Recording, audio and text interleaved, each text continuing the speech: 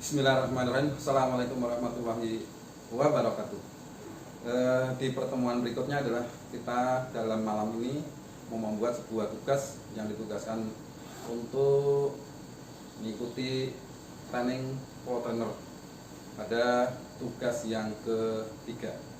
Dalam hal ini kita akan bicara ataupun tugas itu menerangkan apa yang menjadi pengalaman pada saat menterapi minimal tiga poin atau tiga hasil dari yang sudah dilakukan. Kami akan menceritakan beberapa hal yang dalam perjalanan sampai hari ini kita melakukan terapi. Di antaranya adalah pada saat, karena saya sendiri adalah sebagai orang yang mobilisasi ya, mungkin ke pasar dan segala macam. Nah itu pada saat di sana itu kita ketemu dengan seorang porter yang dia mengeluhkan, pertama adalah mau pinjam uang dan segala macam. Yang intinya kita pertanyakan untuk apa dia pulang ataupun pinjam uang. Ternyata dibicara bahwa dia itu habis jatuh di loteng, dari loteng 2, yang jatuhnya itu di posisi perutnya. Pada saat itu tanpa kita ini hanya melihat secara visual saja dari bentuk kakinya ataupun bentuk dari antara jarak kuping dengan ini, akhirnya udah gini aja, coba lakukan HK. Tadinya HK juga nggak tahu apa itu HK, hentakan kaki. Nah itu kita contohkan sebentar. Setelah itu dia coba, akhirnya berkurang. Yang kedua, coba dikuatkan, melangkah lebih jauh, seperti apa itu melintasi sebuah got atau segala macam, dimaksimalkan sekali, 2 kali, 3 kali. Pada saat itu terus kita lakukan perkataan lagi, kita uji lagi, ternyata hasilnya sudah Masya Allah luar biasa, udah sembuh ya. Akhirnya kita tanya lagi, terus jadi nggak untuk pinjam uang, untuk pijat harus segala macam? Kayaknya nggak jadi Pak. Kalau nggak jadi pijatnya atau nggak jadi pinjam uangnya? Dia katakan kalau uang sih tetap pinjam, tapi untuk pijat sih nggak, paling untuk pulang kampung aja lah, untuk oleh-oleh anak dan istri.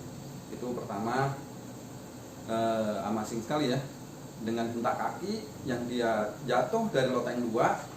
Saat itu juga tidak lama lagi, mungkin 5 menit segala macam, lakukan jurus tertentu atau HK dalam hal ini, langsung dia sembuh. Yang berikutnya adalah pada waktu itu kita acara pulang kampung ya, pulang kampung ketemu sama-sama keluarga besar yang ada di Semarang. Pada waktu itu kita mengadakan makan-makan bersama ke keluarga. Dan waktu itu kita coba makan. Waktu itu menunya adalah ada namanya makan seperti kulup itu, yang dia menggunakan sambal kacang.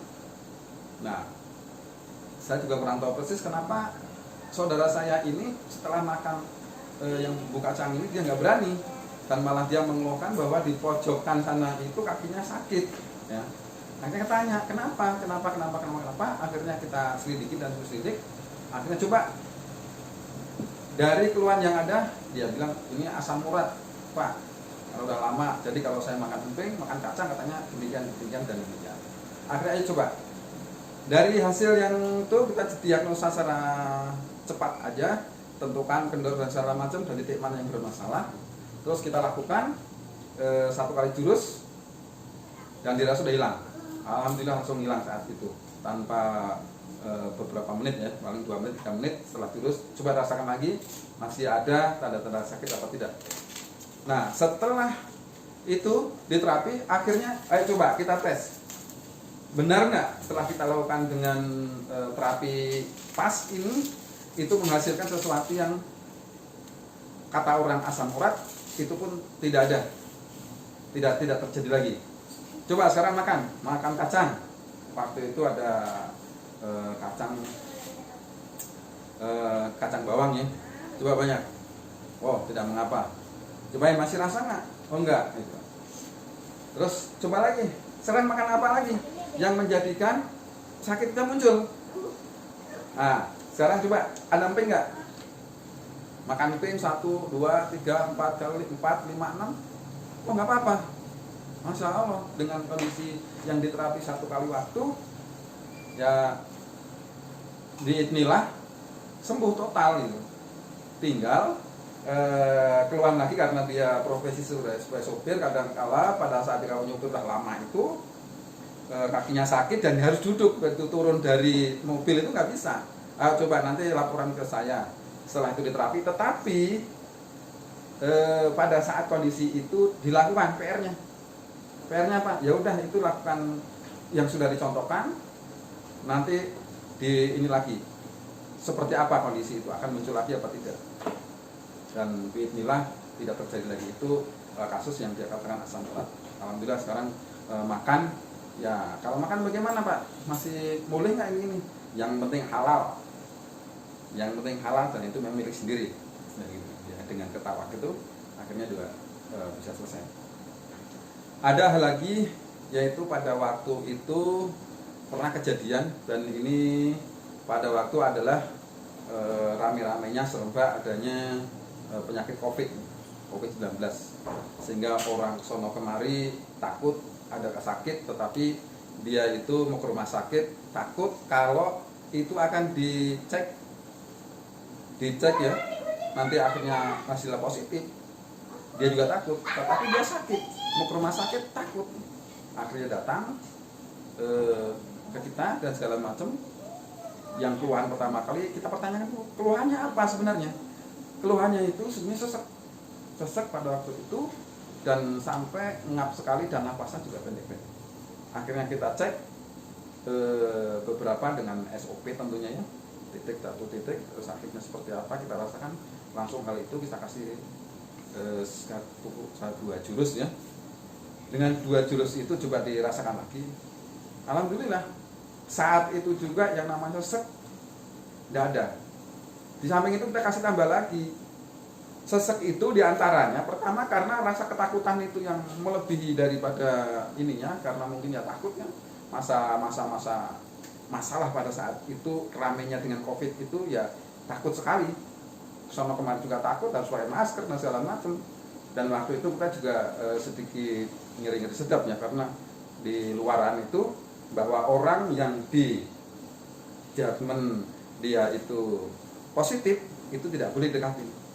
Tapi inilah saya yakin bahwa ini permasalahan bukan dia seperti itu. Alhamdulillah selesai, kita kasih jurus tertentu, dia selesai sampai kita pantau terus menerus, akhirnya dia selesai. Tidak usah perlu cek antigen dan segala macam. Yang penting keluhan hilang, ya sudah, seperti itu. Nah, itu beberapa yang sudah kita paparkan dari perjalanan menterapi beberapa saudara kita ya. Memang banyak yang saya lakukan di sini adalah on the spot ya.